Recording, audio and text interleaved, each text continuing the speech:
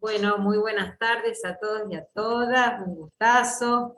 Este es nuestro tercer encuentro de este formador de formadores 2021 de la APDH.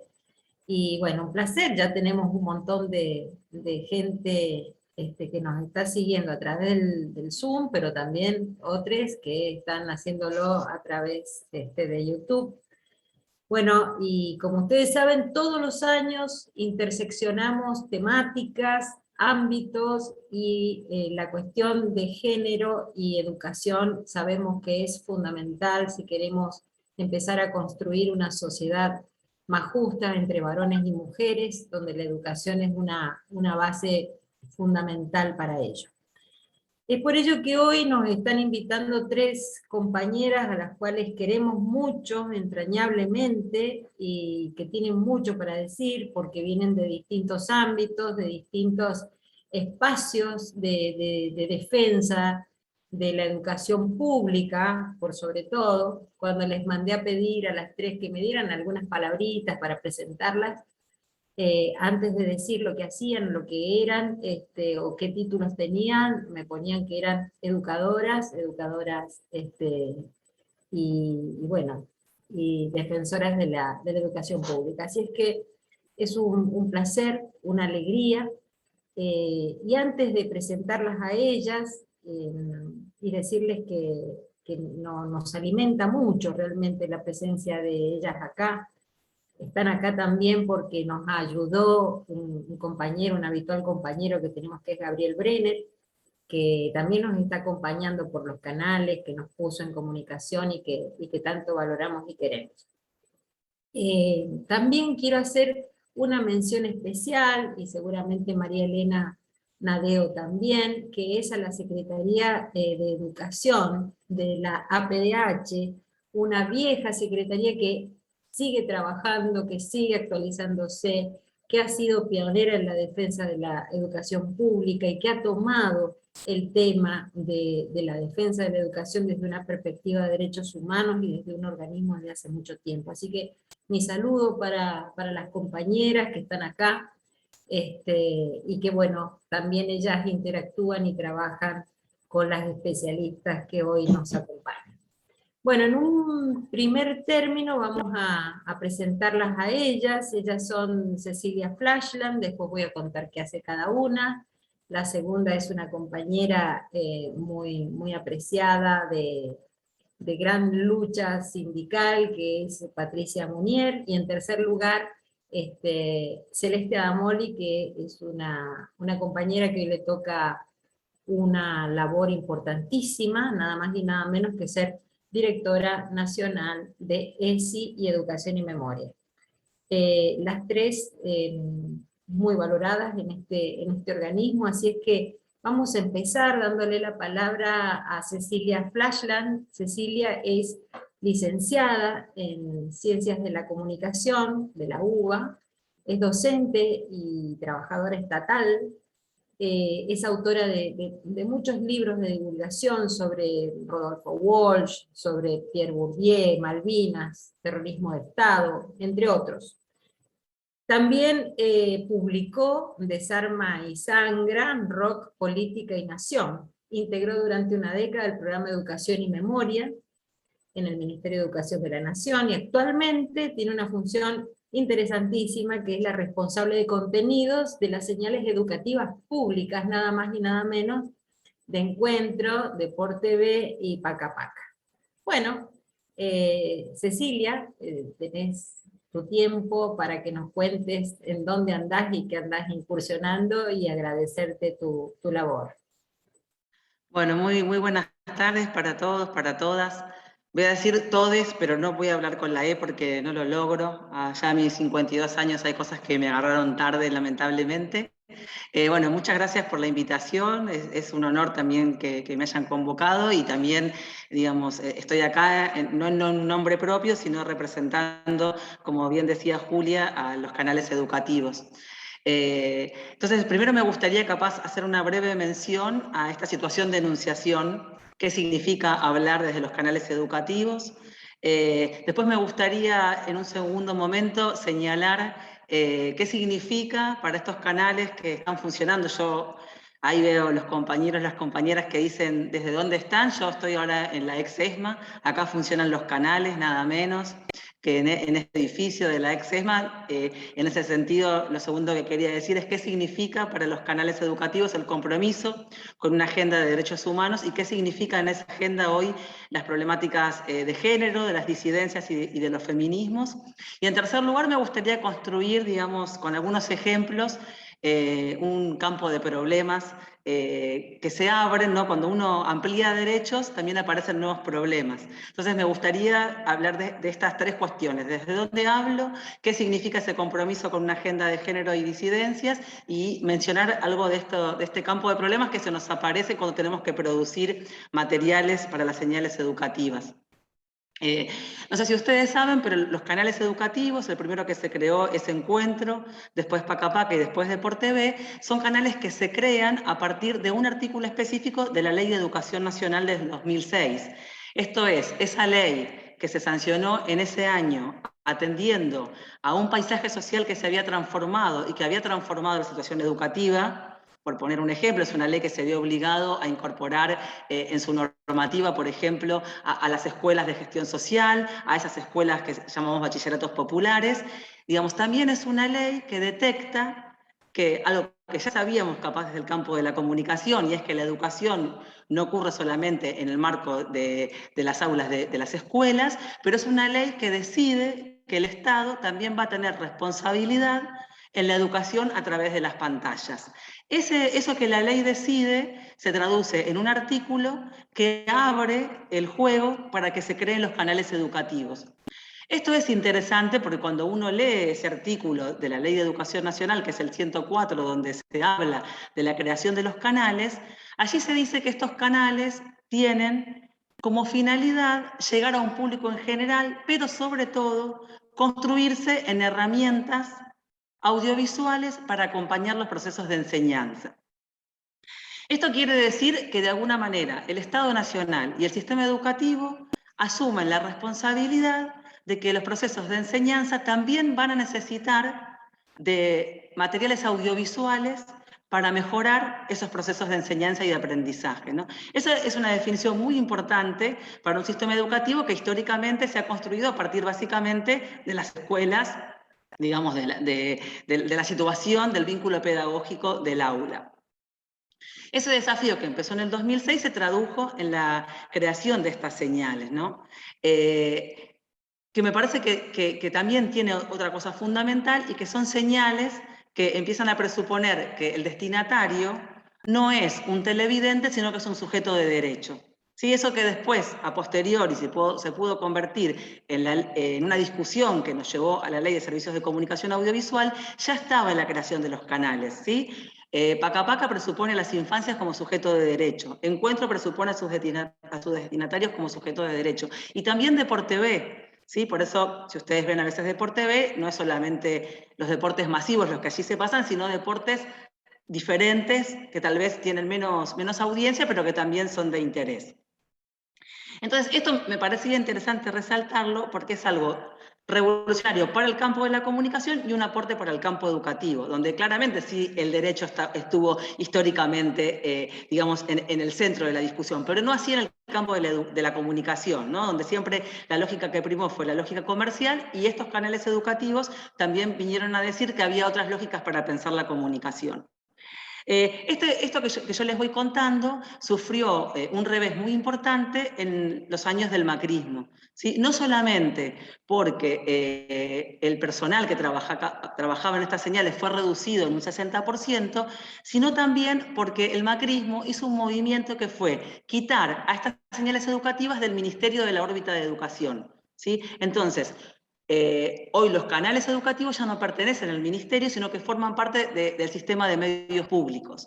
Esto que hoy le podemos encontrar una vuelta por un gobierno que vuelve a tener algunas preocupaciones como centrales, en el macrismo tuvo efectivamente como un motor una decisión política de quitarles la impronta educativa, ¿sí? Esto quiere decir muchas cosas. Ustedes piensan que en estos canales, por ejemplo, no hay pauta publicitaria, ¿sí? En estos canales no es lo que prima la lógica del rating, ¿sí? Entonces, al quitarlos de la órbita educativa, todas esas cuestiones se intentaron como modificar.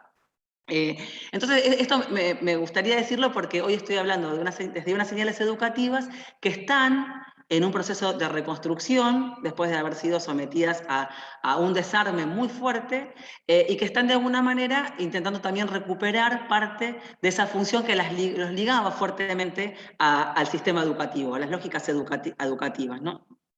Me parece que hay algo interesante en la creación de los canales. Hay una frase que me gusta mucho, tal vez lo conocen, un documentalista chileno que se llama Patricio Guzmán, que dice que un país que no tiene cine documental es como una familia que no tiene álbum de fotos, ¿no? Hay algo en poner en una pantalla imágenes diferentes a las que circulan por determinados medios hegemónicos, que es ya de por sí una invitación a ampliar la imaginación social. ¿Sí? Si nosotros en la pantalla mostramos otros cuerpos, otras formas de hablar, otros paisajes, otras representaciones, eso es una decisión político-pedagógica fundamental porque es ampliar la imaginación política sobre lo que debe ser una persona, un colectivo social, una nación, ¿no? Entonces, eso está como en la centralidad de la creación y del desarrollo de estos canales.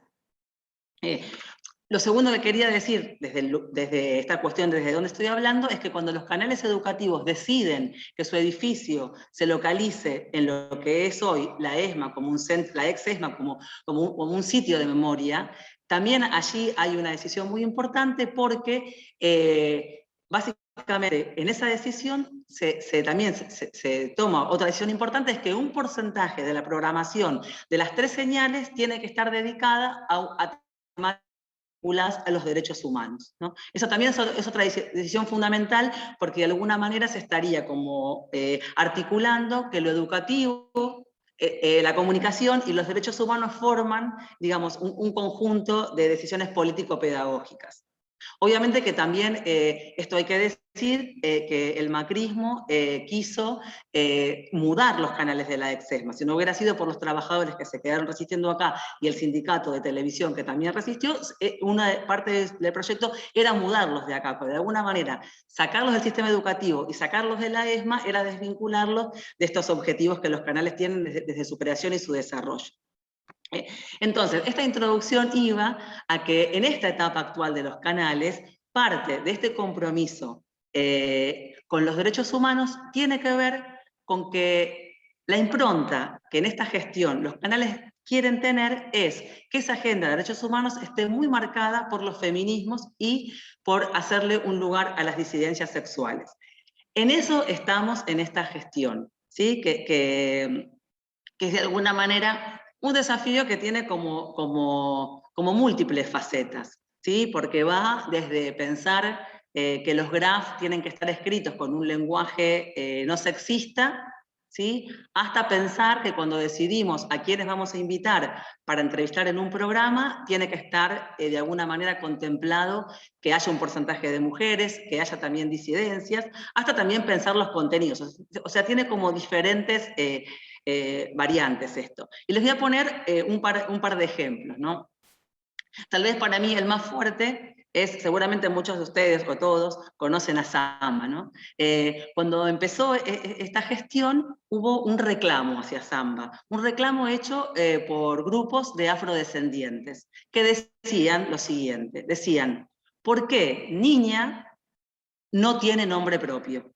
¿Sí? Pidieron una reunión con los canales para decir que les parecía que si Samba había nacido como una posibilidad de pensar para las infancias un vínculo con lo nacional que estuviera mediado por una agenda de derechos, ¿cómo era posible que Niña siempre apareciera en un segundo lugar y que encima no tuviera nombre? Bueno, entonces de este diálogo con estos grupos que representaban a distintas organizaciones de afrodescendientes, surgió la idea de que hubiera un capítulo, que hoy acaba de recibir uno de los premios más importantes a la televisión infantil, que en un capítulo Niña recorriera su historia y pudiera encontrarse con su identidad, esto es, con su nombre.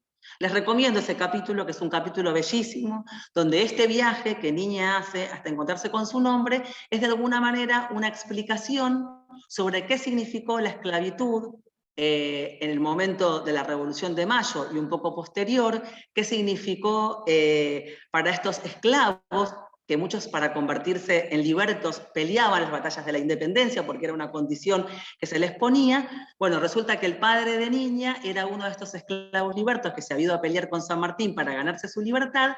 Niña va con Zamba recorriendo ese capítulo y reconstruyendo esta historia, y ahí se entera por un soldado que había conocido a su padre, que ella había tenido un nombre.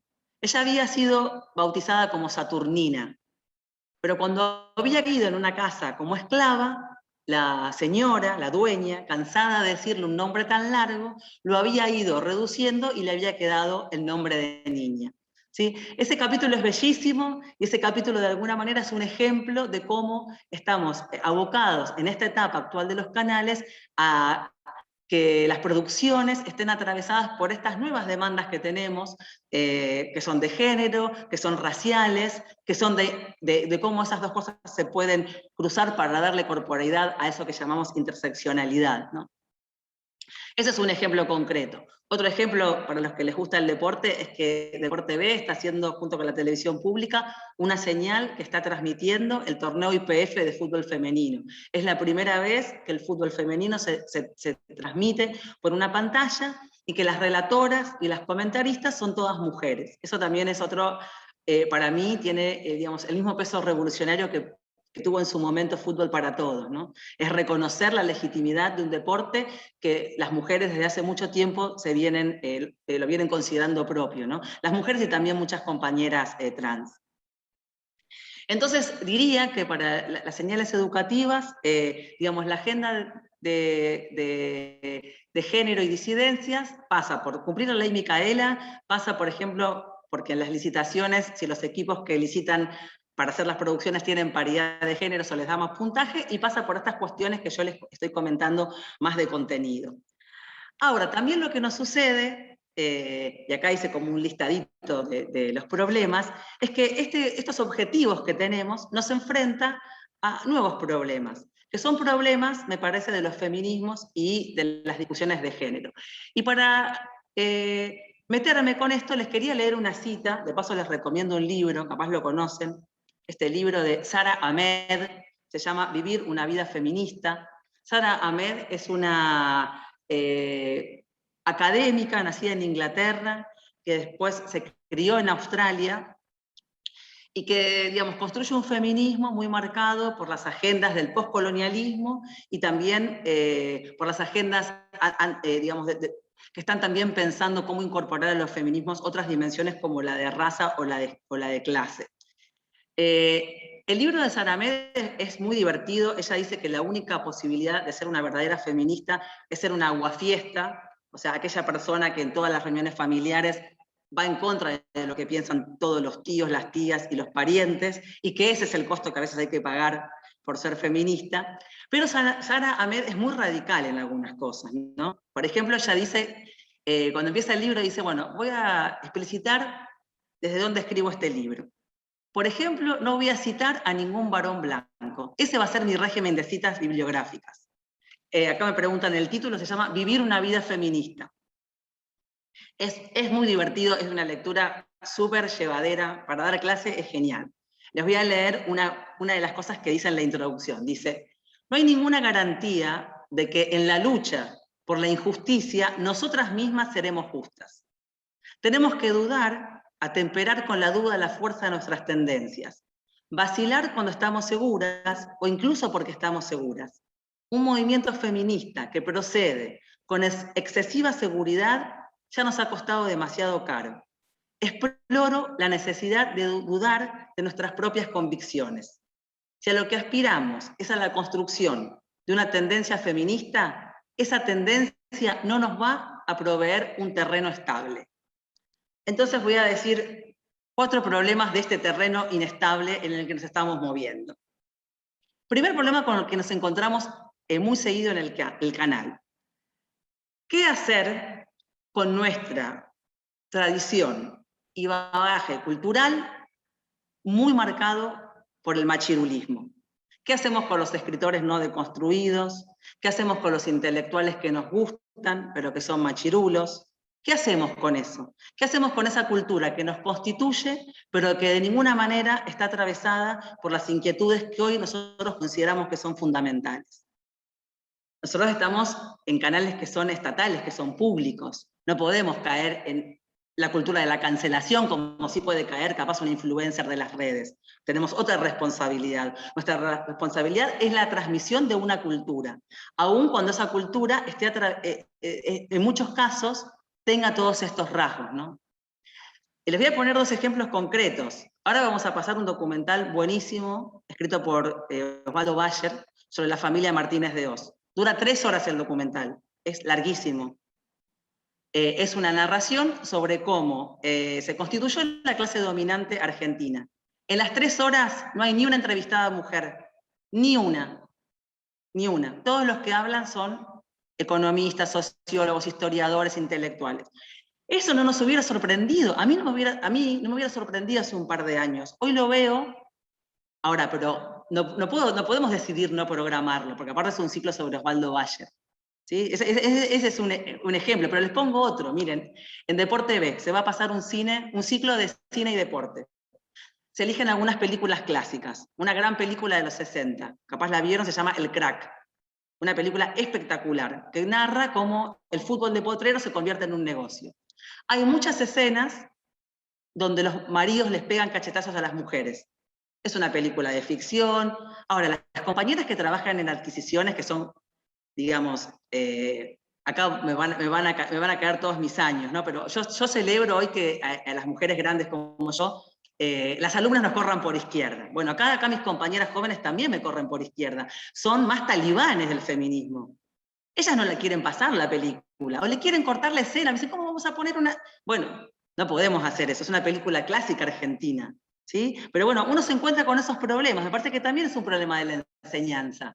¿Qué vamos a hacer, ¿sí? con esta tradición cultural que está llena de misoginia, de machiruleadas? Entonces me parece una pregunta que nos trae el feminismo, que es una pregunta interesante y que es una pregunta de la cultura también. Porque no es una pregunta, es una pregunta que tal vez que la cultura se ha hecho en muchos momentos, ¿no?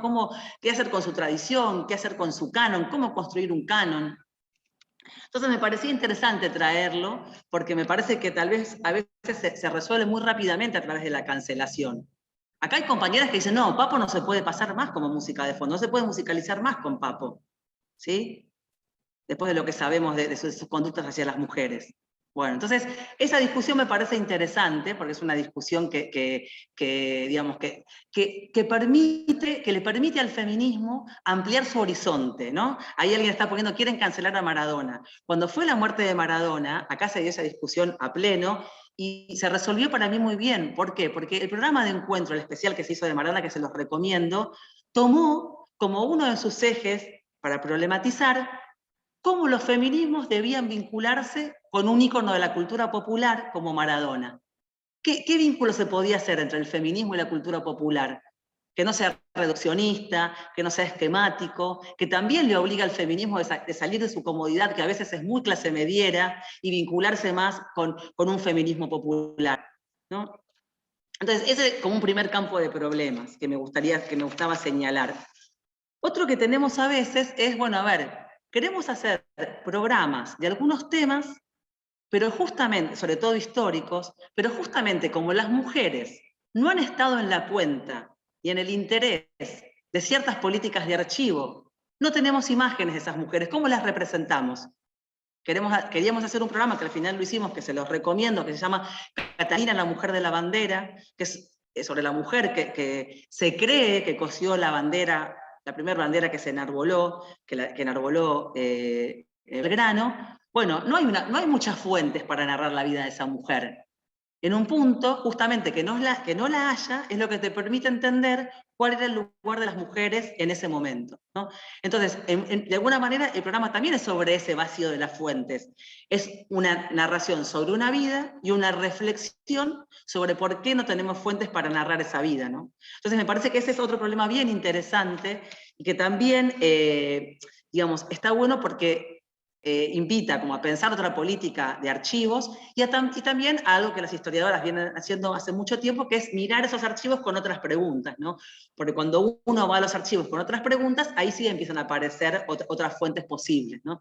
Entonces eso nos parece que es como otro de los problemas que estamos teniendo, y que es como bien potente, porque con esas otras preguntas se pueden pensar nuevas series, ¿no? Nosotros hicimos, por ejemplo, un especial sobre Eva Perón, pero nos centramos solamente en una faceta de Eva Perón, que era Eva Perón como armadora política, Eva Perón e incluso como rosquera política, ¿sí? Un componente de la vida de Eva que siempre fue dejado de lado, porque la ubica también como una mujer que supo construir poder, ¿no? Y bueno, eso fue una originalidad, pero implicó buscar otras fuentes, otras voces, otro recorte temático. Bueno, entonces este sería como otro campo de problemas con los que nos encontramos, ¿no? El tercero que quería mencionar, me queda este y otro más y ya termino, es cómo hacemos nosotres, para que la agenda de género, que hoy nos obsesiona mucho, digamos, no se coma otras agendas que también son necesarias, ¿no?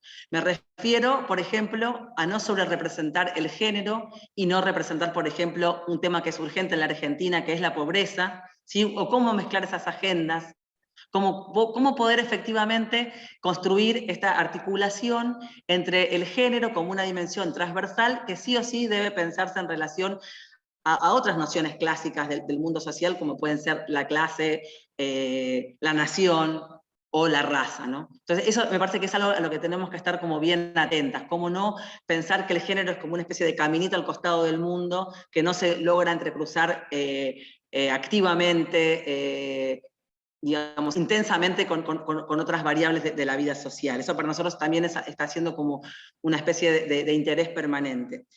Y lo último que quería decir, que nos trae muchas discusiones, es en relación al tema del lenguaje inclusivo, al lenguaje no sexista. Bueno, eso, digamos, es una discusión permanente, porque si bien vamos hacia un lenguaje no sexista, nos obliga un montón de veces a pensar soluciones sobre la marcha, y un poco, digamos, a mí me gusta decir que lo que estamos haciendo es, no sé si alguien leyó a Gabriela Cabezón Cámara, ¿sí? Una gran escritora, la que escribió La China Iron, un libro buenísimo que se imagina qué pasó con la novia de Martín Fierro, un libro fabuloso, y ella dice algo que me parece muy interesante. Ella dice, bueno, a ver, si nosotros no podemos estabilizar una forma de hablar, eso es justamente porque nos encontramos tal vez en un momento revolucionario donde como pocas veces la sociedad está discutiendo cuál es la forma correcta de hablar. No nos ponemos de acuerdo sobre cómo hay que nombrar las cosas, ¿no? Entonces, ella lo que dice es que de alguna manera lo que hay que hacer es no estabilizar una única forma, sino que todas ellas convivan. Si no es que hay que decir, bueno, hablen todos con la E, hablen todos con as, os, escriban todos con la X, sino más bien mostrar ese desacuerdo, esa tensión, esa lucha, que eso es justamente lo que está señalando que esa, digamos, esa revolución que son los feminismos está haciendo efectivamente algo bien activo. Entonces ese me parece que es como el último problema que les quería señalar. Y después lo último que quiero decir es que me parece digamos, que si bien a veces los feminismos, las que somos feministas, tenemos como una actitud a veces, bueno, Sara Ahmed decía aguafiestas, es un momento tal vez a veces un poco jacobino de los feminismos, y a veces tenemos esa inocencia también de creer que es posible un grado cero de la historia. Me parece que sí, los feminismos, y sobre todo dentro de los feminismos las compañeras trans, están radicalizando la pregunta sobre qué significa la condición humana, y eso me parece que es lo más revolucionario de los feminismos. Están invitando a pensar qué es un ser humano, digamos. Así como eso hemos podido en otros momentos pensar por experiencias como el terrorismo de Estado en la Argentina o el Holocausto, hoy los feminismos están como convocando a pensar esa pregunta, ¿no? Y si Eva Perón decía, donde hay un trabajador está la patria, me parece que hoy está bueno decir, donde hay una compañera trans está la patria, porque en ese colectivo que tiene un promedio de vida de a veces de apenas 35 años, en ese colectivo más golpeado, es tal vez yendo a ese extremo el que nos permite pensar con mayor radicalidad la condición humana con un horizonte de justicia y de igualdad. Y diciendo esto, les convoco, les súper recomiendo que vean la serie Archivo de la Memoria Trans del canal, que es una joya. Así que bueno, muchas gracias por la escucha. Bueno, no sé si me están escuchando o no, capaz que están haciendo cualquier cosa, pero no importa. Les agradezco que estén allí y bueno, y la convocatoria por invitarnos acá a los canales a participar de este encuentro. Excelente, Cecilia, muchas gracias. Nos trae bastante de este gran amor que tenemos por Paca Paca, por Encuentro, por los personajes de Samba. Cuando contaba lo de niña a mí se me erizaba la piel, ¿no? Porque se van metiendo en cada uno de nosotros, hemos sufrido tanto cuando los veíamos tirados en un, bueno, el desastre que hemos vivido con el neoliberalismo y toda esta invitación que nos estás haciendo a complejizar la cultura, a complejizar los cambios culturales que estamos viviendo, ¿no? Y bueno, las lecturas también recomendadas. Muchísimas gracias. Bueno, en segundo lugar vamos a invitar a Patricia Munier. Ella nos va a hablar sobre educación, género y ESI, vamos a dar cuenta de cómo va la implementación. Ella integra el Comité Nacional del Observatorio de la ESI, representando al Poder Legislativo, a la Cámara de Diputados. Patricia es profesora en Ciencias de la Educación. Muchas gracias, Patricia, por estar acá. Es secretaria de Derechos Humanos de SADOP, este gremio tan conocido por todos los docentes privados, diputada nacional del Frente de Todos por Santa Fe, integrante de Mujeres Sindicalistas de la Corriente Federal de Trabajadores y Trabajadoras, integrante del Comité Ejecutivo del Observatorio Nacional de ESI, como bien les decía, integrante de la Intersindical de Derechos Humanos, y también es integrante de la Red Intersindical contra la Violencia Laboral. Bueno, Patricia, te dejamos y te damos la bienvenida.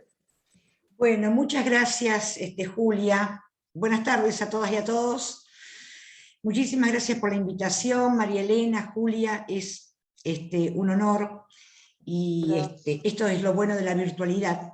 Yo estoy en la ciudad de Santa Fe, donde vivo, y nos podemos encontrar con compañeras y compañeros de todo el país, así que en eso creo que es lo único bueno que nos ha dejado la pandemia, poder encontrarnos federalmente, porque cuando hablamos de federalismo hay que llevarlo a la práctica. Bueno, yo, cuando me convocó Julia, pensaba, bueno, justamente género, educación y ESI, pero ese es tomar un primer punto que tiene que ver con género, pero que tiene que ver con mi actividad gremial. Yo cuando asumí como diputada juré por tres cosas: por los trabajadores y las trabajadoras, por las madres, abuelas, por los organismos de derechos humanos y por los 30.000, y por los feminismos populares. Y mi acción en la Cámara la he centrado en esas cuestiones. Pero hace 30 años que soy dirigente gremial, y no les tengo que contar a los casi 250 integrantes de este Zoom que los gremios son algo patriarcales. Las mujeres nos estamos dando una lucha en estos últimos años que tiene que ver con una cultura patriarcal instalada en los gremios desde siempre, donde las mujeres ocupamos lugares feminizados, es decir, para quienes conocen las composiciones gremiales, las secretarías que tienen que ver con las cosas que hacen las mujeres. La Secretaría de Acción Social, la administrativa. Yo a veces jocosamente digo, debemos tener un glamour especial para entregar bolsones de pañales en la Secretaría de Acción Social, y además, en el caso de los docentes, tenemos buena letra para hacer las actas. Parece que en los gremios solamente servimos para eso. Lo que nosotros planteamos en la actividad gremial es participar en la secretaría. No desmerezco el trabajo de esas secretarías, pero digo, nosotros queremos participar en las secretarías donde se toman decisiones importantes, lo que comúnmente decimos la mesa chica, ¿vio? Bien, porque ahí se decide un paro, una movilización, una paritaria, se toman las decisiones. La vez pasada en un Zoom, Julia Estrada, la economista, hoy directora del Banco Nación, me hacía notar una cosa: tampoco tenemos en nuestro poder las tesorerías en los gremios, es decir, no manejamos la plata. Hacemos el trabajo administrativo, la planillita, los archivos, lo que a nadie le gusta hacer, pero no disponemos de los fondos. No decidimos políticamente en qué se usan los fondos de los sindicatos. Y en el caso de las mujeres en los gremios, nosotros tenemos permanentemente que demostrar nuestros saberes y nuestras experiencias. Es decir, tenemos que presentar permanentemente el currículum. En cambio, en los varones cuenta la cantidad de años. Es decir, un varón que hace muchos años que está es un patriarca sindical. Las mujeres tenemos que demostrar permanentemente para qué estamos preparadas. Y entonces es una evaluación constante. Hay muchos gremios que no cumplen con el cupo del 30% y nosotros llamamos por la paridad. Y cuando decimos paridad, decimos, nosotros no queremos más esa famosa foto que circuló a varones con mantel violeta en las mesas, eso sí, cuyo temario era la participación de las mujeres y la paridad. 30 varones hablando de nosotras, pero sin nosotras. Y por eso nosotros le decimos, es con nosotras, muchachos, es con nosotras. Lo que las mujeres queremos instalar en los gremios es claramente una agenda feminista, porque ¿quién va a ir a reclamar una licencia por violencia de género si no somos las mujeres? La ampliación de licencias por maternidad, por amamantamiento, bueno, un sinfín de cuestiones. Los derechos de las mujeres trabajadoras las podemos reclamar las mujeres trabajadoras, porque lamentablemente muchos varones no lo hacen. En la vida política de los partidos políticos ocurre también lo mismo, digamos, ¿no? Las listas siguen siendo encabezadas por varones, y si las encabezamos las mujeres, esa decisión la toman los varones. Por lo tanto, siguen siendo decisiones absolutamente patriarcales. Estamos dándonos una batalla en los gremios para la capacitación, que para mí es fundamental, en Ley Micaela y Convenio 190. En Ley Micaela, yo tengo la satisfacción de haber presentado un proyecto el año pasado que fue aprobado, que invita a las centrales obreras y a los gremios a adherir a la capacitación en Ley Micaela. Me preguntaban por qué invito y no obligo. Bueno, porque si no los muchachos se me van a enojar si yo obligo a los muchachos sindicales, pero en realidad lo que yo pretendo es una decisión que tiene que ver con la voluntad política de los gremios de trabajar con perspectiva de género y lograr, o por lo menos ir en el camino de la equidad. Y la verdad que me encontré, el año pasado hice infinidad de Zoom, me encontré con un montón de gremios que ya están trabajando en eso. Y algunos más tímidamente iniciándose. Y algunos han tenido la propuesta de capacitación de Ley Micaela, o la Micaela sindical, como le decimos, fueron propuestas de secretarios generales varones. Y a mí eso la verdad que me da mucha esperanza. Me alienta mucho porque creo que el trabajo y el reclamo de las mujeres se está haciendo realidad y se está viendo. La capacitación con el convenio 190 contra la violencia laboral, que aprobamos el año pasado en la Cámara, y que fue una presentación de nuestro Poder Ejecutivo Nacional, tiene que ver con eso. Las mujeres son las más violentadas en los ámbitos laborales, pero por suerte son las que más denuncian. Es un buen dato ese. Son las que más se animan a denunciar en el ámbito del Ministerio de Trabajo, o en los ámbitos donde hay que denunciar. Ese convenio tiene una cuestión muy importante, que es que reconoce, además de definir lo que es la violencia laboral y la violencia de género, ese convenio reconoce la importancia a tener en cuenta de las situaciones de violencia doméstica que influyen en los trabajadores y trabajadoras, en las trabajadoras especialmente, y cómo repercute en el ámbito laboral. Efectivamente, una mujer violentada en su hogar repercute en su salud en general y también en su salud laboral y en su puesto de trabajo. Por eso es que los reclamos que venimos haciendo últimamente son licencias por violencia de género y demás, que tienen que ver con reconocer cómo influye, cómo afecta en la mujer las situaciones de violencia de género, tanto en su ámbito familiar, social y en el ámbito laboral.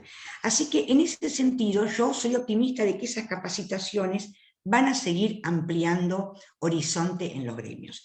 La gran deuda de los gremios es el tema de las diversidades. Si tienen deudas con las mujeres, imagínense con las diversidades. Soy optimista que a partir de la ley que aprobamos de cupo laboral trans, que es una ley que se trabajó mucho y que costó sacarla porque la oposición ponía palos en la rueda, pero bueno, lo trabajamos y teníamos dictamen desde el año pasado.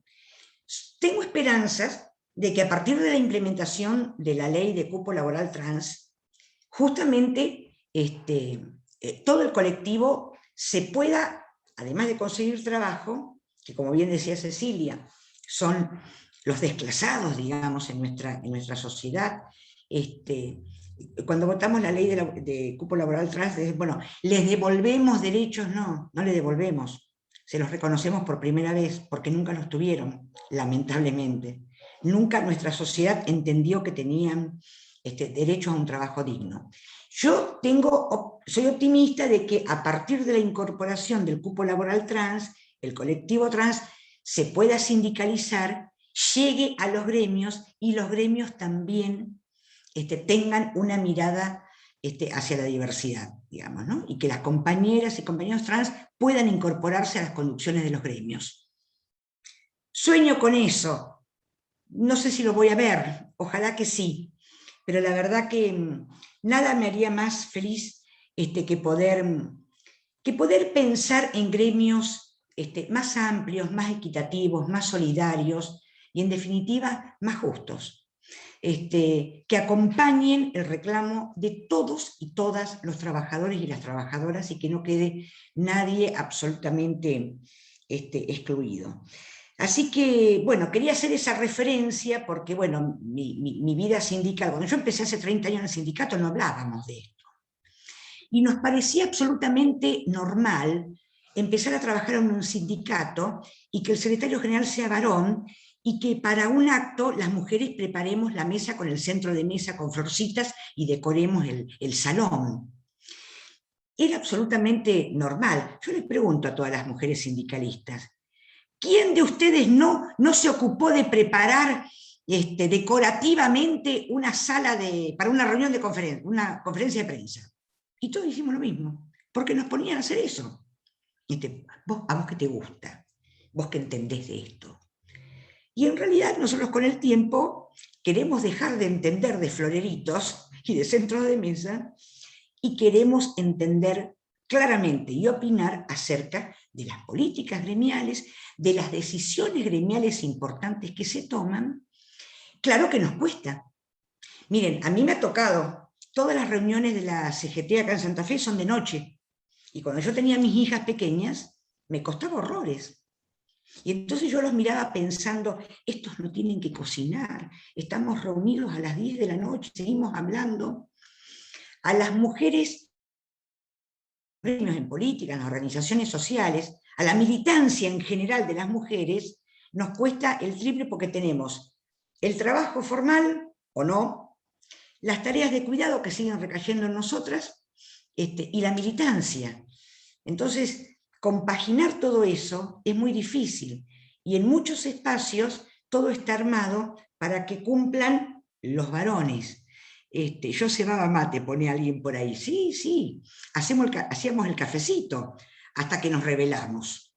Miren, Tania Rodríguez, una socióloga investigadora de la UBA, tiene mucho escrito sobre esto. Yo la sigo mucho a Tania porque es muy práctica y ella plantea eso, ¿no? Hace una composición de lo que sería una reunión de consejo directivo donde a veces las mujeres pedimos permiso para hablar, decimos voy a agregar algo como si lo nuestro no fuera importante, y ni les cuento cuando decimos, miren, voy a decir algo que parece una pavadita, pero bueno, ahí si decimos eso, ya estamos fritos. Entonces, esa inserción y esa participación que tiempo, son cambios culturales dentro de los partidos políticos, de los gremios y demás, que no se hacen de un día para otro. La ley de cupo no garantizó que participemos con cupo las mujeres. Ahora vamos por la paridad. Y también nos cuesta mucho todo eso, ¿no? Todas las listas nacionales son ahora en paridad, pero siguen encabezando los varones. Entonces, bueno, cuesta un poco en ese sentido.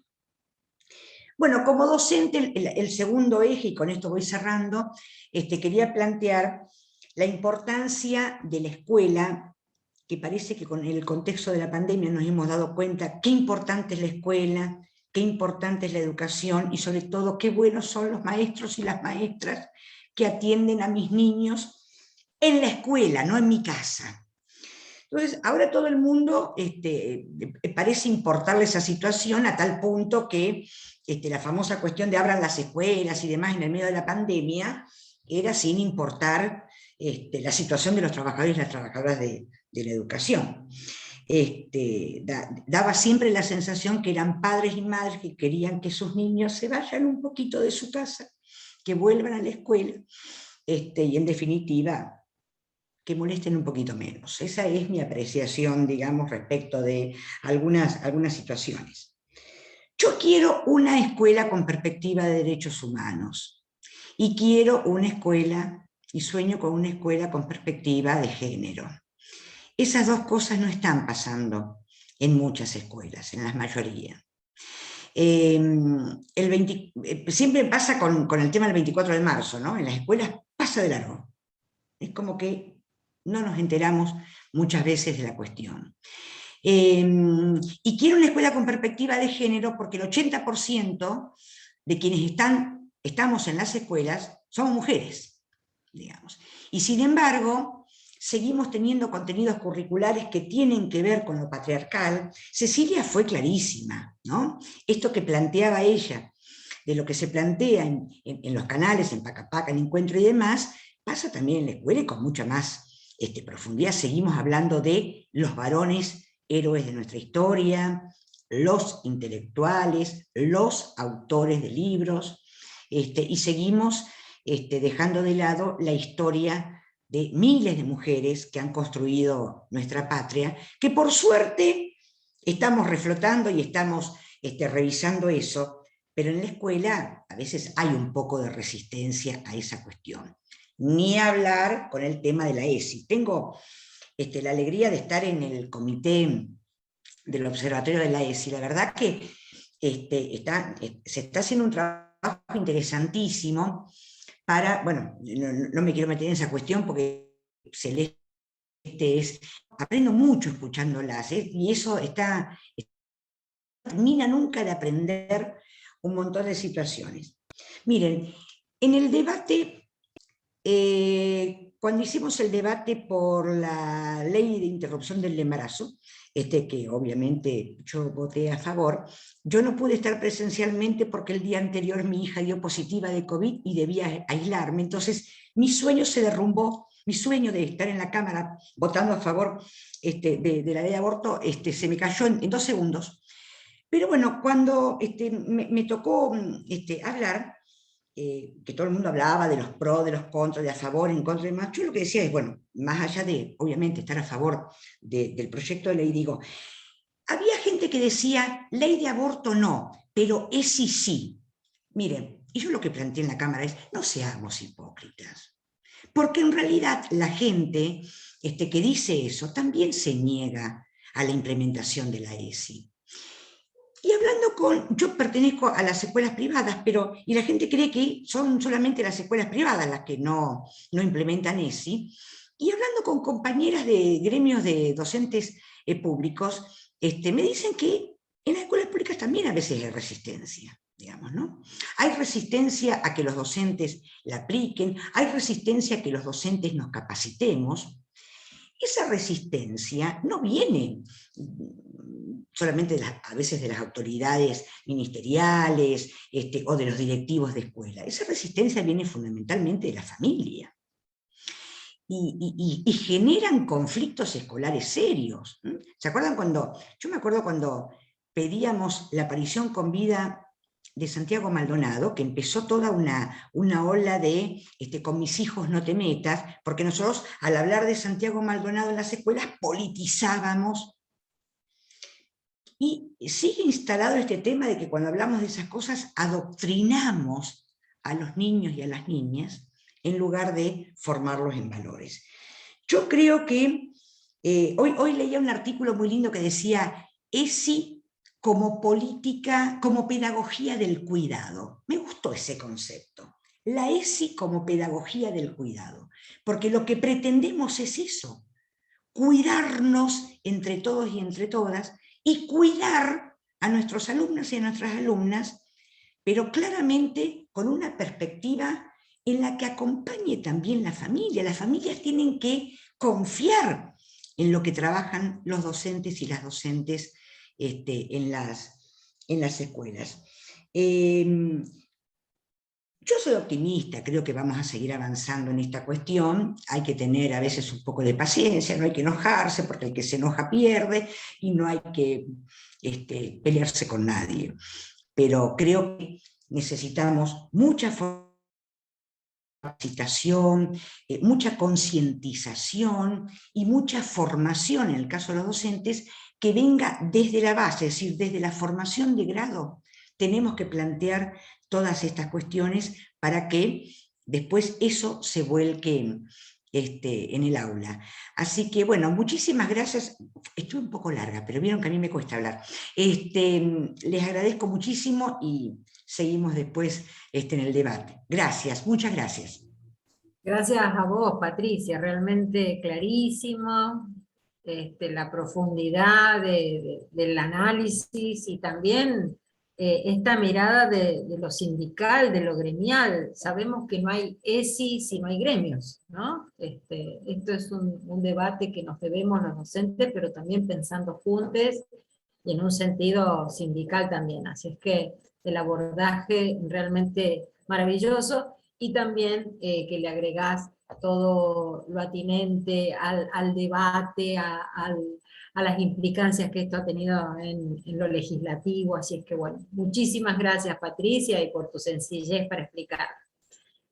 Bueno, y por último está Celeste Adamoli. Celeste Adamoli es actualmente la directora de Educación para los Derechos Humanos, Género y ESI del Ministerio de Educación de la Nación. Es magíster en Ciencias Sociales con orientación en Educación en Flaxo, Argentina. Es licenciada y profesora en Sociología de la UBA. Coordinó el programa de Educación y Memoria y formó parte de su equipo. Participó de la producción de diversos materiales educativos, nos consta, y desarrolló espacios de formación docente. Es docente de la Universidad Nacional de Burlingame y del Instituto de Formación Docente número 1, Alicia Moró de Justo de la Cava. Bueno, Celeste, contanos cómo va con esto de la implementación, las políticas públicas, los avances y retrocesos, y muchísimas gracias por estar acá. Bueno, buenas tardes a todas, a todes. Gracias a las compañeras de la APDH por esta invitación a formar parte de este curso tan potente, con este nombre que le han puesto de Formación de Formadores en Género y Derechos Humanos de la Secretaría de Derechos Humanos, Igualdad de Géneros y Diversidades de la APDH, en particular a Julia, que me ha convocado, y como ha dicho antes, con quien hemos compartido algunos caminos en el Estado, en esta dificultad de construir algunas políticas públicas. Agradezco también a quienes me antecedieron en la palabra, a Cecilia y a Patricia, que han abordado el tema desde distintos ángulos, y un poco contarles que lo que traigo para reflexionar con ustedes tiene que ver con pensar en conjunto algunas cosas que tienen que ver con la construcción específica de políticas públicas y con el papel, en todo caso, del Ministerio de Educación de la Nación en ese camino. Agradecer también a cada una de ustedes, a cada uno, a los 242 que somos ahora en este Zoom multitudinario, que un poco inhibe también para quienes somos un poco más tímidas, y también a quienes nos siguen desde otros lugares. Como decía Patricia, en este contexto también para quienes transitamos escenarios de formación docente a lo largo y a lo ancho del país en otros momentos, esto reconforta encontrarnos aunque sea en los cuadraditos y poder intercambiar sobre estos temas que necesitan ser pensados en conjuntos, que necesitan ser pensados con otros y con otras para seguir pensando en acciones y en políticas públicas que efectivamente puedan llegar. En este sentido también, antes de contarles lo que traje para compartir con ustedes, también quisiera mencionar, digamos, en este contexto tan particular, esta contradicción que nos produce, ¿no? Seguir encontrándonos en los cuadraditos y alegrarnos, y a la vez saber que seguimos atravesando esta situación tan compleja, que para el terreno educativo además genera, digamos, una condición compleja respecto de las desigualdades sociales que todavía atravesamos. En ese camino, y en particular respecto de las políticas que vinculan a la ESI, contarles que por suerte, por decirlo de alguna manera, o por voluntad política, más que por suerte, la ESI ha estado presente, digamos, en la agenda de las políticas educativas durante este tiempo, y se han ido pensando y acompañando distintas cuestiones en torno a eso. Les cuento básicamente lo que traje para compartir con ustedes. La idea es, en primer lugar, contarles algunas coordenadas bien generales de qué es la Dirección para los Derechos Humanos, Género y ESI, que está hoy en el Ministerio de Educación de la Nación. Actualmente a mi cargo, hace un año a mi cargo, no comencé desde el principio de la gestión, sino que hace un año estoy a cargo de la misma. En segundo lugar, proponerles pensar algunas puntas, algunas pinceladas respecto de cómo pensar el género y la ESI en clave de ciudadanía y derechos humanos, es decir, como problema pedagógico, es decir, cómo podemos pensar esta relación entre género y ESI y derechos humanos en estos puentes que nos traía Cecilia por ahí al principio y que me parece es la propuesta también de este curso. Y por último, compartirles brevemente una colección que hemos elaborado desde la dirección, que es una colección que queremos mucho, que nos está costando mucho y que está trayendo muchas satisfacciones, que es la colección de Derechos Humanos, Género y ESI en la escuela. Es una propuesta pedagógica bien concreta que les voy a dejar luego el link para que se la lleven cual bolsita, como hacíamos en nuestros encuentros presenciales, con el material bajo el brazo para poder hacerlo rodar en las distintas aulas.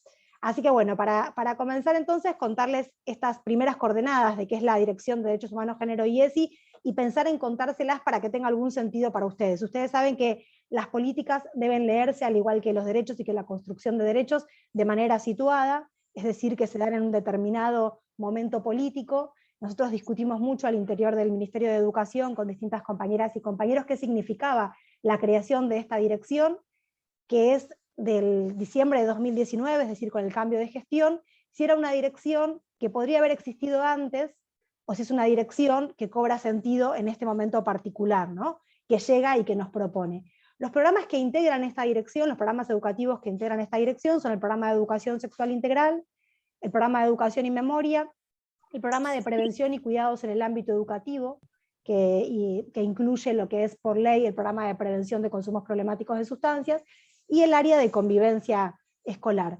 Son 4 programas que han estado históricamente agrupados en el ministerio, más o menos cercanos, bajo distintas órbitas, y que en distintos momentos quienes coordinábamos esas áreas nos propusimos pensar qué era lo que teníamos en común, es decir, cómo sosteníamos las especificidades respecto de estas problemáticas, y a su vez qué era lo que nos convocaba como común, cuál era ese paraguas que nos sostenía en ese conjunto.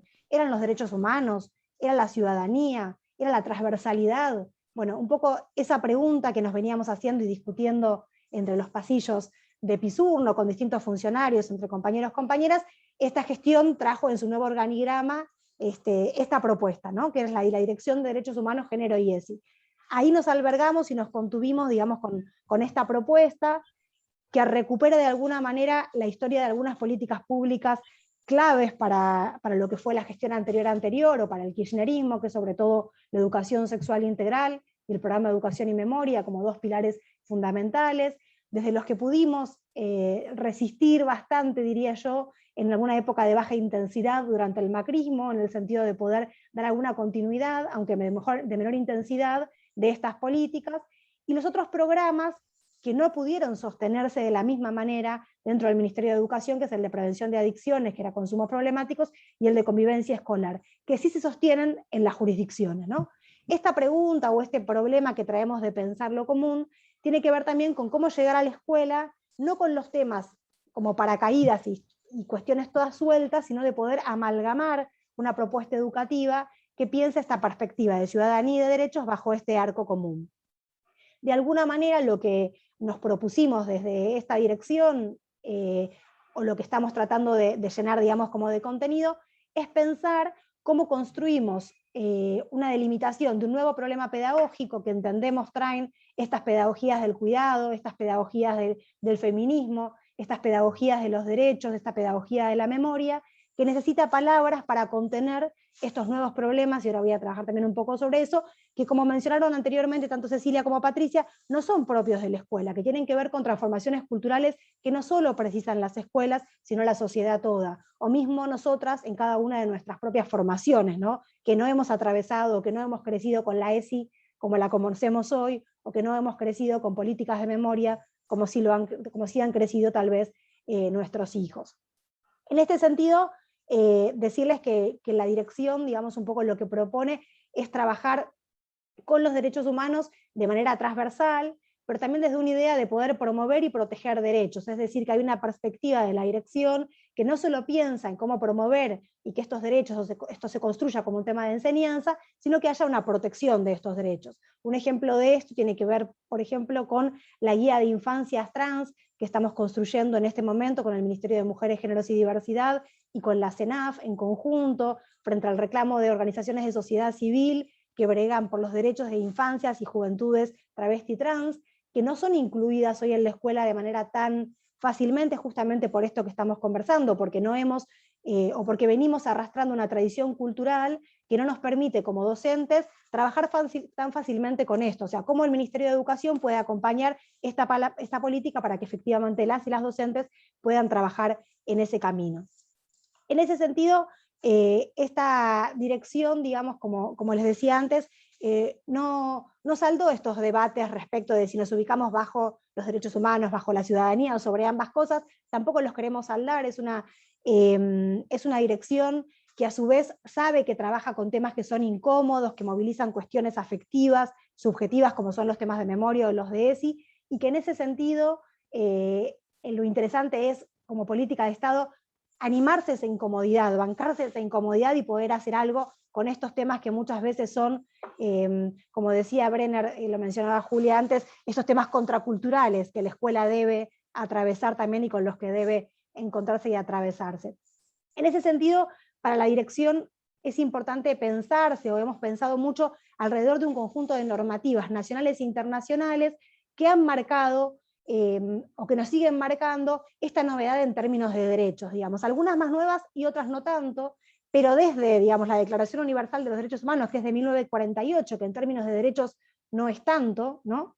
Desde la primera Conferencia Mundial de la Mujer de 1975, que temporalmente tampoco es tanto, la Convención de los Derechos del Niño, que es de 1989, o sea que muy cercana, desde la Ley Integral de Protección de Niñas y Adolescentes de 2005, es decir, estamos a 15 años de que, como decía Cecilia, efectivamente podamos pensar a los sujetos que habitan las escuelas como sujetos de derechos, ¿no? Digo, esto no es casual, no es tampoco tan sencillo de saldar al interior de las escuelas, de pensar y de llevar políticas que atraviesen esto cuando nosotros no fuimos formados en esa perspectiva, ¿no? Y por supuesto después la Ley de Educación Sexual Integral, la Ley de Identidad de Género, la Ley de Matrimonio Igualitario, las leyes, la Ley de Cupo Trans que también mencionaba Patricia, que nos siguen dando letra, decimos nosotros, para que la ESI, además de con la propia ley de la ESI, pueda construir este plexo normativo, esta cantidad de normas que nos ayudan a impulsar estas transformaciones culturales que son propias de la escuela, pero que también entendemos son necesarias para poder atravesar la sociedad. En ese sentido, nosotros siempre decimos que la escuela sola no puede, que necesita de otros y de otras, necesita de organizaciones de sociedad civil. Decimos también y pensamos, tanto desde Memoria o desde la ESI, que la política se construye de abajo hacia arriba y de arriba hacia abajo. Esto quiere decir que efectivamente los temas muchas veces, como los de ESI de Memoria, habían sido construidos por organismos de derechos humanos, por organismos de sociedad civil, por gremios, que traía también Patricia, en términos de propuestas pedagógicas, por docentes individuales, con voluntades individuales que decidieron llevar, hasta que esto fue política de Estado, es decir, hacia 15 años atrás, hasta que se convirtió en política de Estado, llevaron estos temas a la escuela, y a su vez cómo ahora también desde el Estado esto se reúne entre lo que se proponen de algunas bases, no de todas, porque acá también se complica esto y vamos a hablar también de lo conflictivo que significa, y también en cómo se propone este encuentro entre lo que propone el Estado y entre lo que proponen también las bases en ese sentido. Simplemente para darles un pantallazo general, lo que hace la dirección en términos de acciones políticas tiene que ver con el trabajo con los equipos técnicos provinciales, de todos los programas que trabajan dentro de la dirección, con la producción de materiales, con la formación docente, con el acompañamiento en el desarrollo curricular y con las convocatorias a jóvenes. Básicamente esas son como las líneas de acción grandes en las que tenemos. Hasta aquí más o menos el panorama rapidito para no abrumarlas también de la Dirección de Derechos Humanos, Género y ESI, y el segundo punto que quería plantearles, o como del desafío de poder pensar el género y la ESI en clave de ciudadanía como problema pedagógico, me interesaba traerlo a partir de dos anécdotas, algunas más o menos más y menos cercanas en el tiempo. La primera tiene que ver con el contacto con una colega chilena, que fue directora de educación secundaria durante la gestión de Michelle Bachelet, y que actualmente trabaja con temas vinculados a la prevención de violencias por motivos de género en Chile, en Santiago específicamente, en la ciudad, y esta compañera me escribe, luego de que vio publicada esta colección de Derechos Humanos, Género y ESI en la escuela, esta que les voy a presentar al final de mi exposición, y me escribe y me dice que particularmente había quedado maravillada con esta colección, porque decía cómo en Argentina logran enlazar género y ciudadanía de esa manera, cómo articulan género y derechos humanos. Dice, acá en Chile el género aparece como algo totalmente aislado, y en cambio ustedes lograron amarrar la lucha de los derechos y la lucha del género, ¿no? Un poco me planteaba eso. Después me quedé pensando si efectivamente los logramos, y es una pregunta que queda abierta. Fue linda la felicitación, pero no digo que esté del todo saldado, y por supuesto que podemos hermanar esas luchas, y hay muchas compañeras que han venido pensando en ese camino de cómo las hermanamos, pero fue interesante, ¿no? Y de la mano de esta anécdota, una pregunta que nos hacíamos hace tiempo con mi compañera y amiga Cecilia, sobre todo en un dispositivo que generamos nada más y nada menos que durante el macrismo, que fue un dispositivo que hicimos entre los programas de ESI y Memoria, que se llamó ESI y Memoria, un cruce para volver a mirar, donde nos propusimos mirar con las lentes de género la memoria, y donde nos preguntábamos vehementemente si era posible ser feminista y negacionista a la vez, y si a su vez era posible reivindicar la dictadura y defender el patriarcado. O, mi compañera Cecilia lo decía mucho mejor, o si era posible repudiar la dictadura y ser un machirulo, en definitiva. Y esa pregunta, aunque nos duela o no, para problematizar, nos hace pensar efectivamente que hay compañeros que pueden defender la democracia, que pueden repudiar la dictadura, y sin embargo pueden estar, como muchas de nosotras también, presas del patriarcado o de algunas figuras todavía para pensar. En este sentido me parece que el desafío de pensar el género y la ESI en clave de ciudadanía y derechos humanos como problemas pedagógicos nos plantean la oportunidad de poder renovar esta pregunta, ¿no? Esta pregunta sobre cómo queremos pensar el género y la ESI en la escuela, sobre cómo lo pensamos, si lo pensamos como una cuestión escindida de esta politicidad que tienen los derechos humanos para la Argentina en particular, donde además esta noción de derechos humanos no aparece solamente vinculada a la normativa internacional, sino específicamente ligada a las luchas de los derechos humanos en nuestro país, de los organismos principalmente que surgieron en la dictadura y de los previos también, como la APDH, que además trabajan en espacios específicos vinculados a la construcción y a la promoción de derechos. De alguna manera, las preguntas que nos hacemos y que nos hacemos para poder seguir construyendo estas políticas tienen que ver con la posibilidad de pensar la hermandad de las políticas de las luchas del pasado con las del presente, de poder pensar efectivamente cómo se enlaza la memoria y la lucha histórica por el desarrollo de nuevas acciones sociales. Hay muchos trabajos o pensadoras que están pensando la lucha entre el pañuelo verde y el pañuelo blanco, cómo se hermanan esas luchas, cómo se acercan y se distancian las luchas por el pañuelo. Y a su vez, para pensar específicamente en el ámbito educativo, la pregunta que nos queda es si efectivamente la ESI es posible pensarla por fuera de la formación ética y de derechos humanos, o es parte de, además de que la trabajemos en otros ámbitos más transversales. También pensar cuál es el aporte de la hermandad de estas luchas, ¿no? De estos repertorios de luchas que se unen para pensar estas cuestiones. Básicamente, digamos, en el marco de estas transformaciones que pensamos cuando pensamos en género y derechos humanos, que entendemos que tienen algunos tiempos más largos dentro de las construcciones sociales y colectivas que implican estas luchas, lo que empezamos a pensar de la dirección, y ahí me meto ya con este cortito tiempo que me queda para no extenderme y también dejar tiempo a la participación, es esta colección. Antes de presentar la colección, igual también quisiera hacer mención brevemente, a raíz de lo que traía también Patricia, de una colección que hicimos también en el marco de la colección del programa Educación y Memoria, que se llama nada más y nada menos que El género de la patria, que es una colección que propone nada más y nada menos que revisitar las efemérides tradicionales del calendario a la luz de algunas mujeres, como la que mencionaba Cecilia, que es quien cosió efectivamente la bandera para pensar el 20 de Catalina, digamos, para pensar el 20 de Remedios del Valle, para poder pensar el 25 de mayo, es decir, cantidad de mujeres que fueron parte de la historia para de alguna manera poder pensar también en esa matria, como decía alguna de las compañeras ahí en sus intervenciones. Ahora después cuando termino, porque me desconcentro, no puedo tanto hablar a la vez, les voy a pasar los links tanto de la colección como la del género de la patria, que me parece que también es interesante para tener y para tener un recurso en el aula. Pero ahora sí, por ahí presentarles la colección, no sé por ahí si está la compañera que tenía el power para mostrarles brevemente algo de la colección, de esta colección de derechos humanos, género y ESI. Agustina, ¿estás por ahí? Agustina Olivo. Vale, ahí te presento. Buenísimo, ahí está. Bueno, brevemente compartirles esta colección, que un poco viene a dar respuesta a algunas de las cuestiones que abrí recientemente, un poco viene también a pensar que hay una serie de temas que no han sido abordados del todo en la escuela y que tienen una cantidad de andamiaje normativo y conceptual para pensar los temas que se trabajan desde la dirección, y que lo que hacen es recopilar de alguna manera algunas cuestiones que andan medio sueltas, algunos autores, algunas normativas, para pensar algunos temas y algunas propuestas en el aula. No sé si no funciona el Power, puede fallar, a ver, vemos, si no, no hay problema también.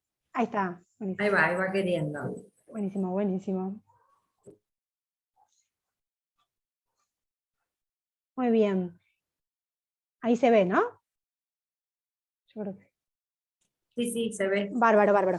Bueno, ahí si querés, Agustina, pasamos ya a la primera. Voy a hacer cortito, no se asusten por la hora, además, pero simplemente para presentarles un poco la colección. Ahí la primera frase que traemos, que es una frase que hemos usado también mucho desde memoria, es una frase de Galeano que dice así: viajaron al sur, ella, la mar, estaba más allá de los altos médanos, esperando, cuando el niño y su padre alcanzaron por fin aquellas cumbres de arena, después de mucho caminar, la mar estalló ante sus ojos. Y fue tanta la inmensidad de la mar y tanto su fulgor, que el niño quedó mudo de hermosura. Y cuando por fin consiguió hablar, temblando, tartamudeando, pidió a su padre: ayúdenme a mirar. Un poco esta frase de ayudar a mirar es el concepto que la colección tiene, en el sentido de que pretende o propone ayudar a mirar a los otros y a las otras, a los docentes, para poder abrir ese núcleo de problemas. Si podés, Agustina, pasar a la que viene. Es entonces que nos propusimos esta colección de libritos, son 15 libros por el momento, es una colección en construcción, hay 7 que están disponibles ahora, los otros se están ya empezando a poner. Lo que hace es poner todos juntos, digamos, algunas cuestiones normativas, algunas cuestiones conceptuales. El primero que tienen ahí es el de género, una cuestión muy discutida, pero cómo pensamos el género en la escuela. El segundo que tiene que ver con el cuidado, este tema que la pandemia nos ha hecho repensar, y repensar también para la ESI, como decía Patricia, cómo pensamos una pedagogía del cuidado vinculada a la ESI. Esta que tiene que ver con la idea de autoridad, de cómo pensamos la autoridad y autoridades democráticas en la escuela hoy. ¿Querés, Agustina, pasar al que viene? Bueno, ahí tenemos el de pensar las diferencias, que fue también un desafío muy lindo de cómo pensamos la alteridad y la otredad en la escuela. El de leer imágenes, que tiene que ver con una entrada distinta, más de formato, no tanto de tema, pero que también es bien interesante. El de identidad, que fue un desafío muy lindo de cómo pensamos la identidad hoy, las identidades desde los cruces de género y de memoria, por ejemplo, cómo pensamos la identidad como algo dinámico y a la vez cuál es la posibilidad que nos da la escuela para construir. Está bien, Agustina, ahí. Después tenemos ahí derechos humanos, interculturalidad, juventudes. ¿Querés pasar ahí el que sigue? tenemos uno sobre literaturas, uno sobre memorias y uno específico también sobre ESI. Así completamos la colección para mostrarles un poquito ahí los títulos y cómo lo pensamos, y traje uno en particular para mostrar cómo es la estructura, traje el de cuidados en particular, si querés mostrar ahí, Agustina, para abrir, lo que va mostrando esta colección, que por ahora es digital, pero se está imprimiendo para llegar a las escuelas secundarias, es el año próximo. Tiene básicamente digamos ahí, como bueno, tienen una estructura que es una introducción donde presenta el problema, después de qué hablamos cuando hablamos de cuidado, de qué hablamos cuando hablamos de memoria, de qué hablamos cuando hablamos de género, qué dice la ley, ahí estaba esta cuestión más normativa, cuál es el papel vinculado a la tarea docente específicamente para cada uno de estos temas, y luego trabajamos bueno, con muchas imágenes también adentro de esta propuesta, y si querés, Agustina, la siguiente, ahí ya voy a pasar el link con la colección, la que sigue si querés también, y después concretamente algunas propuestas de actividades para trabajar en el aula con cada una de estas temáticas. Ahí ya podemos ir avanzando. Ahí, bueno, nada. Ahí, perdón la interrupción, Cele, está el chat a full, bien, pidiendo que pases colguemos el link, ya lo paso, ya ahí cierro. Y, Agustina, ya estamos ya podemos sacar el power si querés. Decime, Juli. No, que piden el link, la compañía digo, disfruten, después se lo pasamos, pero no, insisten y quieren saber si lo pueden bajar. O sea, sí, los pueden bajar, ya están 7 disponibles, el viernes va a estar el 8º, y ya la semana que viene el 9º, y así vamos subiendo poco a poco. Voy a tratar de pegar ahí en el chat ahora mismo el de la colección, y ahora luego les comparto el del género de la patria también, para que lo vean ahí, que además es una colección que el programa de Educación y Memoria fue fortaleciendo con algunas propuestas audiovisuales que están ahí presentes también para compartir. Así que bueno, simplemente para cerrar, mostrarles un poco estos entretelones, digamos, de la política pública, de la construcción de política pública. No lo tenía también en el libreto, pero contarles que también estamos relanzando la revista de familias de la ESI, que ustedes la deben conocer de la gestión anterior, un poco también por esto que traían ustedes, de la necesidad no solamente de trabajar con las nuevas generaciones, sino también con las familias respecto de la ESI. Eso está muy pronto a salir. Yo creo que ya durante este mes o el que viene hacemos el lanzamiento. Estamos ahí con el tema de la veda electoral, que no sabemos bien cuándo la podemos presentar, pero vamos a presentarla en breve, y con otros materiales también de otros ámbitos no específicos digamos, no de la escuela, sino también como ámbitos deportivos, como un material que estamos haciendo de la ESI sale a las canchas, como un material también para pensar en espacios comunitarios, también de educación comunitaria, y otras propuestas también para seguir fortaleciendo la ESI. Así que bueno, muchísimas gracias por este panel, perdón por el apurón, de repente se juntó todo, pero bueno, nada, un placer estar acá, escucharlas, compartir. Ahora voy a leer un poquito más por si también hay una pregunta, pero bueno, contenta de compartir con ustedes este panel, de poder seguir pensando juntas hacia adelante en más políticas, con más derechos, con más inclusión para todos y todas. Así que bueno, muchísimas gracias.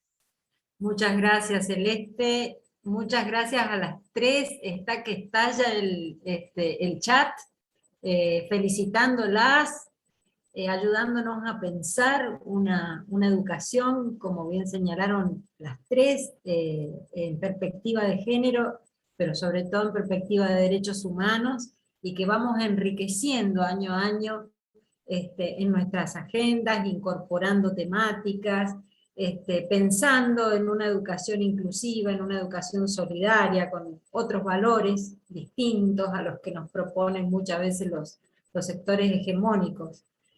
Solamente podemos construir una sociedad mejor si pensamos la educación desde esta perspectiva. Y bueno, yo como un poco coordinadora de esta mesa, nos han ayudado en una reflexión profunda, en una reflexión donde han podido incorporar a los distintos actores, a los distintos sujetos, en las políticas públicas, en los avances y también desafíos pendientes, porque esto es una lucha, ¿no? Esto es un camino escabroso, que se gana día a día, donde hay disputas de sentido, donde el poder nos impone formas para resignarnos. Gracias, Patricia, por hacernos pensar también mucho en esto de lo que han sido los gremios, ¿no? Las tareas que nos han dado las mujeres, y cómo todavía seguimos pidiendo permiso para hablar, para poder sostener todo aquello que necesitamos decir. En estos avances y desafíos, por el otro lado, Cecilia nos plantea la importancia de medios de comunicación alternativos, del Estado, que acompañan con su fuerza y con su calidad, como es Paca Paca, como es Encuentro, como es Deporte B, una maravilla realmente, y esta ampliación de la mirada de género es algo tan dinámico, por suerte. Nos damos cuenta que de año a año, el año pasado estuvimos conversando en este panel sobre lo que fue la revisión de los manuales escolares, y hoy estamos ya pensando e incorporando nuevas perspectivas. Así es que gracias por la profundidad, gracias por hacernos pensar, y bueno, más allá de los agradecimientos, en nombre de toda la PDH, insisto también otra vez en reconocer el trabajo que hace la Secretaría de Educación, que el año que viene me gustaría que también estuvieran acá, Secretaría de Educación de APDH. Bueno, y ustedes lo ven en el chat, no son inventos míos, realmente estamos muy, pero muy agradecidas. Bueno, Verónica, no sé si hay alguna pregunta puntual que se quiera hacer, digamos, acotándolo a los tiempos. Hay preguntas tanto para Patricia como para Cecilia. Comienzo con la que tengo acá más a mano para Cecilia. ¿Cómo es el proceso mediador entre la cultura heredada, entre paréntesis, machista, misógina, etcétera, y los discursos de esta nueva era? Ah, bueno, Pregunta listo. Gustavo Pérez. Me preguntó para un tema de tesis de doctorado, es ese. Claro, perdón, yo lo que digo es que hagamos preguntas puntuales debido al tiempo. No, y a la yo lo marcaba posibilidad. lo marcaba como un problema que es un problema de la cultura, que a mí me interesa sobre todo discutir con las personas más jóvenes que caen muy prontamente en la cultura de la cancelación, y en el sentido de decir, a ver, somos feministas porque también pudimos leer a grandes autores que no lo eran, digamos. Me parece que en ese sentido lo que uno hace es leer y introducir una diferencia con lo que uno lee, no es descartar un bagaje cultural enorme, porque si no, digamos, la cultura cómo se recrearía, ¿no? Entonces, en ese sentido, me parece que está bueno pensarlo y no caer para nada en la cultura de la cancelación. O sea, no digo esta palabra porque es la que usan las jóvenes en las redes, ¿no? O sea, no podemos cancelar a un autor porque sea machirulo. E incluso podemos debatir si ese autor y tiene una gran obra y ha tenido conductas absolutamente reprochables e incluso delictivas en su vida, si debemos leerlo o no, digamos, ¿no? Ahora, como Estado, nuestra obligación es la transmisión de una cultura, y en esa cultura los autores muchas veces son impresentables, aunque su obra sea buenísima, digamos, ¿no? Para mí lo que está bueno es, digamos, poder discutirlo, pensarlo, pero no me parece para nada la cultura de la cancelación. Me parece que no hay un grado cero de la historia. Uno llega al mundo y tiene que hacerse cargo de lo que heredó, digamos, y esa es la tarea también de un educador, ¿no? Transmitir una herencia y enseñar a introducir una diferencia en esa herencia. Todo heredero es doliente de esa herencia. No heredamos lo que queremos, heredamos lo que nos toca. Y con eso hay que hacer algo, ¿no? Así se reinventa el mundo, me parece. Gracias, Cecilia. Sigo con una pregunta para Patricia. ¿Qué cualidades estructurales se identifican como troncales, puertas adentro de los gremios, y qué actúan como cimientos y o fundamentos de las prácticas patriarcales que se reflejan en la sociedad?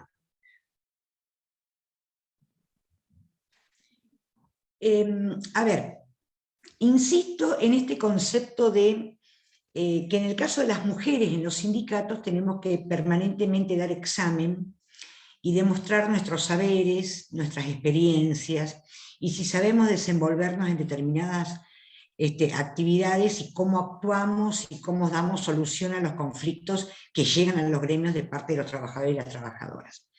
El caso de los varones no es así. Para los varones el criterio es la antigüedad, digamos, ¿no? Es decir, un varón que hace mucho que está en un gremio es reconocido. Las mujeres no vivimos eso. Miren, siempre recomiendo un libro de la queridísima Tali Goldman, que La Marea Verde, La Marea Sindical, se llama, donde ella cuenta la historia de una docena de mujeres que llegaron a participar en los gremios, pero que venían fundamentalmente de lugares, digamos, muy denostados, de trabajos precarios y demás, y cómo tuvieron que hacerse camino, digamos, actuando muchas veces también como los varones. Porque, a ver, ojo, hay compañeras en los sindicatos que también tienen conductas patriarcales porque han aprendido eso y eso lo repiten. El otro día, en un panel, escuchaba una frase muy linda que decían, porque en los gremios, ¿qué nos dicen las mujeres? Vos tenés que ser más parecida a los varones, digamos. No podés ser tan femenina. Entonces, no podés ir de tacos y pintada a una movilización. Tenés que ir de zapatilla y remera larga, digamos, para que no te miren. Entonces, escuchaba una frase muy interesante de alguien que decía, ser distinta al resto de las mujeres, que es lo que pretenden, o sea, que ser distinta al resto de las mujeres en los gremios. Ser distinta al resto de las mujeres implica ser parecida a los varones. Y ahí está la actitud que tienen los varones dirigentes gremiales. Para tener un lugar en el gremio te tenés que parecer a nosotros los varones. Si no, no vas a tener suerte. Y me parece que eso es lo que hay que ir rompiendo, digamos, ¿no? Que, bueno, estamos en buen camino, digamos, pero tenemos que dar el debate de muchos temas. Por ejemplo, las mujeres sindicalistas de la corriente federal ahora estamos dando el debate sobre, bueno, las tareas de cuidado, lo empezamos a hacer hace ya bastante tiempo, y ahora estamos dando el debate sobre la reducción de la jornada laboral, por ejemplo. Que nos beneficiaría especialmente a las mujeres, porque tenemos que reconocer, aunque querramos que las tareas de cuidado sean compartidas, tenemos que reconocer que siguen recayendo lamentablemente en nosotros. Ahí también tenemos que dar un debate y una pelea para que las tareas sean compartidas. No sé si más o menos contesté lo que preguntaban. Hay tanta repercusión en el chat que perdí. Hay una pregunta para Celeste, pero no puedo encontrarla porque siguen llegando mensajes de felicitaciones, preguntando por el tema de los materiales. Así que si alguien quiere tomar la palabra y hacer la pregunta de forma oral, verbal, porque... Por ejemplo, para Celeste, la pandemia fue una calamidad, entre otras cosas, para la ESI. ¿Hay decisión de apostar en las provincias donde hay mayores resistencias? Una de las preguntas. Bien, sí, ahí había Verónica, varias que tenían que ver con esto, como con la implementación de la ESI, ¿no? Ahí un poco, yo no lo traje en la exposición, lo trajo un poco Patricia respecto de la decisión de esta gestión de haber creado el Observatorio Federal de la ESI, que es un órgano consultivo, que un poco lo que se propuso, digamos, como política es efectivamente poder mirar lo que sucede en las escuelas, ¿no? Un poco lo que sostenemos desde el Ministerio de Educación es que falta mucho por hacer, pero que también hay mucho hecho que muchas veces no se reconoce o que no se puede ver del todo, ¿no? Tratamos como un poco de poner ahí un poco también de realidad sobre eso, de pensar que hay cosas para mejorar este órgano que es el Observatorio de la ESI, el Observatorio Federal de la ESI, se propone específicamente mirar a todas las jurisdicciones del país para que la implementación sea cada vez más real y más para todas las jurisdicciones. Participan de los FES y del Observatorio Federal de la ESI sindicatos, jóvenes, organizaciones de sociedad civil, participa, como decía Patricia, también participan legisladoras. Bueno, un poco lo que se está armando ahí son un conjunto de investigaciones que proponen mirar y pensar efectivamente eso.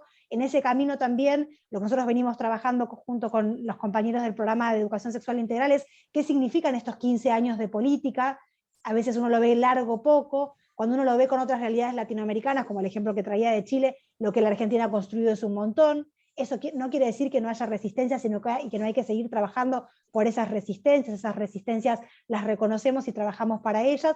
Estamos en este momento preparando una resolución de Consejo Federal para renovar el compromiso con todas las jurisdicciones, con las 24 jurisdicciones, por la implementación de la ESI. Hay mucho para seguir trabajando ahí, y ahí sobre todo también lo que pensamos es, bueno, que con más herramientas, con más materiales, como el que les acabo de mostrar, como el Género de la Patria, como los cuadernos de la ESI, que también están siendo editados en sus nuevas ediciones, pueden acompañar este proceso también de lo que nosotros decimos, perderle el miedo a la ESI también, entre comillas, ¿no? De cómo poder también, una compañera decía la otra vez para una actividad que pensábamos de familias, sugería, después no nos lo aprobaron, lo cuento acá que somos pocas en Infidencia, la ESI no es un cuco, decía, ¿no? Como un título propuesto para una actividad. Bueno, ¿cómo rompemos ese mito de que digamos, de qué pasa con la ESI, ¿no? Entonces, bueno, un poco también avanzar sobre esas cuestiones. Pero efectivamente, sí, hay mucho por construir, hay mucho que se ha construido, y después, algo que también he mencionado, bueno, Julia lo mencionaba ahí cuando cerraba, estas políticas que son el resultado también de la atracción de las luchas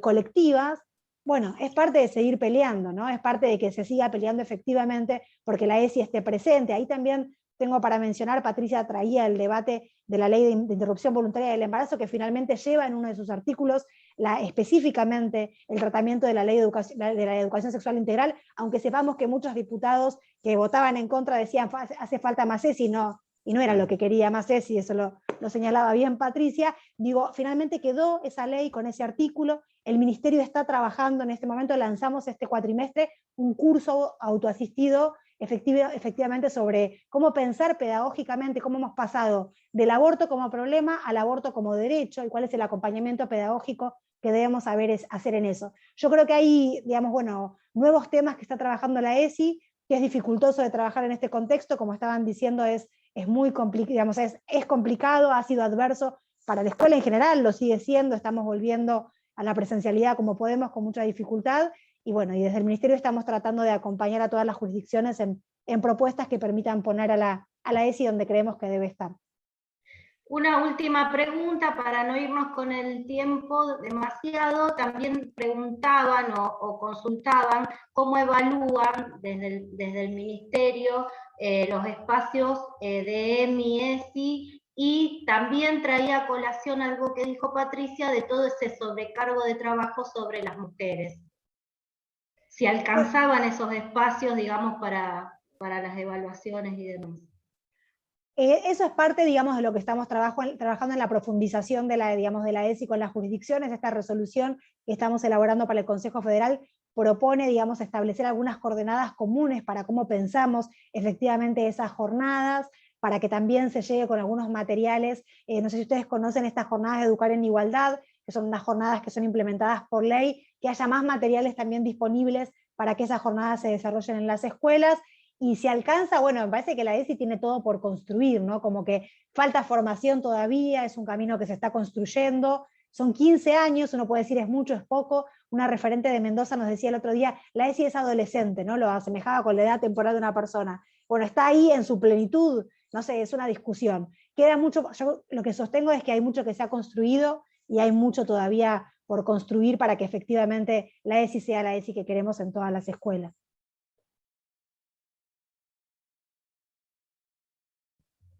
Bueno, compañeras, muy agradecidas, las liberamos y les agradecemos por haber estado acá con nosotros. No sé, María Elena, si querés dar un último saludo en tu calidad de copresidenta.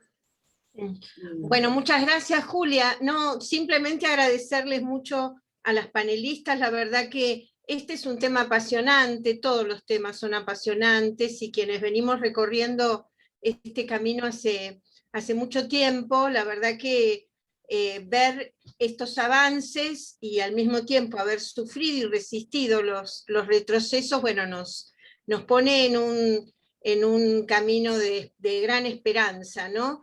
Me parece que la ESI requiere de una planificación, y que en este caso el federalismo nos complica porque las realidades provinciales y de la Ciudad Autónoma de Buenos Aires son muy diversas, y la verdad que en la Ciudad Autónoma tenemos serios problemas, ¿no? Un discurso absolutamente hipócrita, ¿no? Un cómo sí, se enseña cómo sí, se deja librado a cada escuela, se deja librada a cada escuela en el proyecto institucional lo que pueda hacer, y entonces eso recae en las docentes, y eso bueno, eso es parte de nuestra lucha, que es lucha política también, ¿no? Gremial y política, como decía Patricia, y en esto, bueno, pero en esto la PDH orgullosa de que ustedes nos hayan visitado, y, bueno, y felicitar a Julia por la convocatoria, y a Verónica agradecerle, y a Agustina Olivo, que está ahí en la conducción técnica. Agradecerles mucho, y bueno, y decirles que vamos a seguir conectadas, ¿no? Felicitar además ese material nuevo, es precioso, así que ya lo vamos a disfrutar.